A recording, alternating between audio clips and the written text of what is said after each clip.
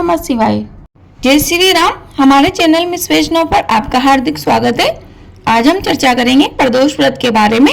आषाढ़ मास शुरू हो गया है, ऐसे में हम जानेंगे कि इस माह का पहला प्रदोष व्रत कब रखा जाएगा, प्रदोष काल का समय क्या रहेगा, यह कौन सा प्रदोष व्रत है तथा इस प्रदोष व्रत का क्या महत्व तथा इसे करने से हमें कौन से पुण्य फल की प्राप्ति होती है। हिंदू माह में 2 एकादशी व्रत आते हैं, उसी प्रकार से 2 प्रदोष व्रत भी आते हैं। प्रदोष व्रत का उल्लेख शिव महापुराण में मिलता है। जिस प्रकार एकादशी व्रत भगवान विष्णु जी को समर्पित है, ठीक वैसे ही प्रदोष व्रत भगवान शंकर जी को समर्पित है। मान्यता है कि इस व्रत को करने से साधक को शिव जी व माता पार्वती जी का आशीर्वाद प्राप्त होता है। यह व्रत त्रयोदशी तिथि के दिन रखा जाता है। प्रत्येक हिंदी माह के कृष्ण पक्ष व शुक्ल पक्ष की त्रयोदशी तिथि पर प्रदोष व्रत किया जाता है। इस शुभ तिथि पर भगवान शिव व माता पार्वती जी का विधिवत पूजन किया जाता है। तो आइए अब जानते हैं प्रदोष व्रत कब है। इस बार आषाढ़ मास के कृष्ण पक्ष का प्रदोष व्रत 3 जुलाई बुधवार को रखा जाएगा। त्रयोदशी तिथि की शुरुआत 3 जुलाई बुधवार को सुबह 7:12 पर हो रही है। वहीं समापन 4 जुलाई दिन गुरुवार को सुबह 5:56 पर होगी।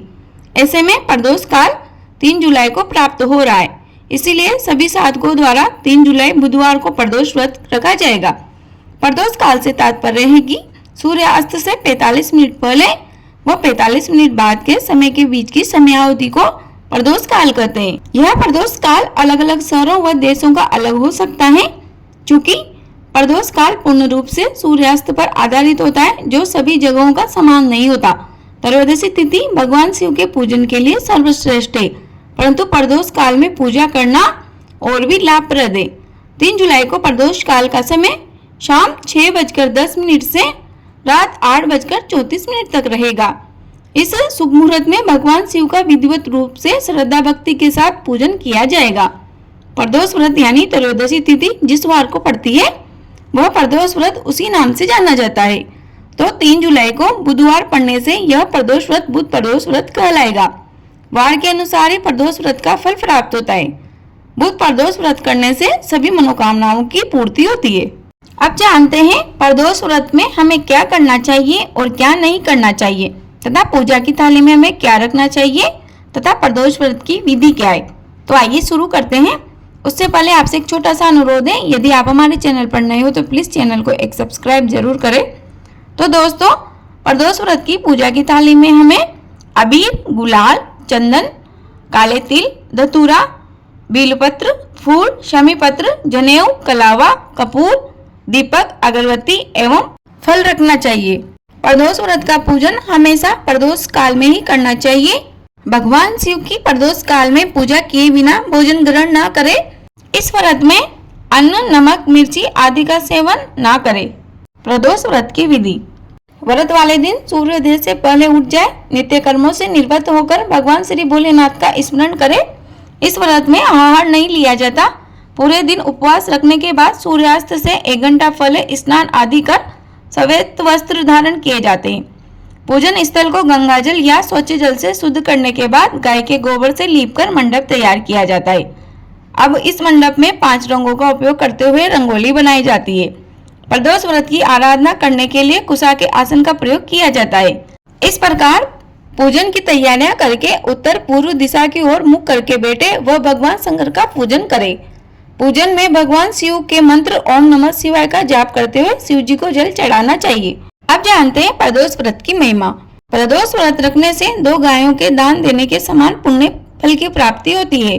प्रदोष व्रत को लेकर एक पौराणिक तथ्य सामने आता है कि एक दिन जब चारों ओर अधर्म की स्थिति होगी, अन्याय और अनाचार का एकाधिकार होगा, मनुष्य में स्वार्थ भाव अधिक होगा, व्यक्ति सत्कर्म करने के स्थान पर नीच कार्यों को अधिक करेगा, उस समय में जो व्यक्ति त्रयोदशी का व्रत रख शिव आराधना करेगा उस पर शिव की कृपा होगी।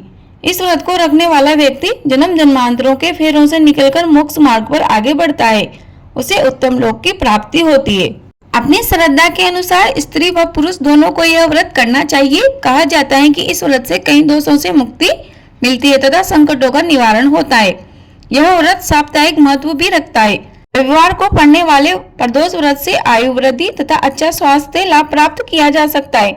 सोमवार के दिन त्रयोदशी पड़ने पर किया जाने वाला व्रत आरोग्य प्रदान करता है और इंसान की सभी इच्छाएं पूर्ति करता है। मंगलवार के दिन त्रयोदशी का प्रदोष व्रत हो तो उस दिन के व्रत को करने से रोगों से मुक्ति मिलती है। बुधवार के दिन प्रदोष व्रत हो तो उपासक की सभी मनोकामनाओं की पूर्ति होती है। गुरुवार के दिन प्रदोष व्रत पड़े तो इस दिन के व्रत के फल से शत्रुओं का विनाश होता है। शुक्रवार के दिन होने वाला प्रदोष व्रत सौभाग्य व दाम्पत्य जीवन की सुख शांति के लिए किया जाता है। संतान प्राप्ति की कामना हो तो शनिवार के दिन पड़ने वाला प्रदोष व्रत करना चाहिए। अपने उद्देश्यों को ध्यान में रखते हुए जब प्रदोष व्रत किए जाते हैं तो व्रत से मिलने वाले फलों में वृद्धि होती है। इस व्रत को 11 या फिर 26 त्रयोदशियों तक रखने के बाद व्रत का उद्यापन किया जाता है। व्रत का उद्यापन त्रयोदशी तिथि पर ही किया जाता है। दोस्तों, मुझे उम्मीद है आपको यह वीडियो अवश्य उपयोगी लगी होगी। प्लीज वीडियो को लाइक करें, शेयर करें, कमेंट बॉक्स में जय श्री महादेव जरूर लिखें।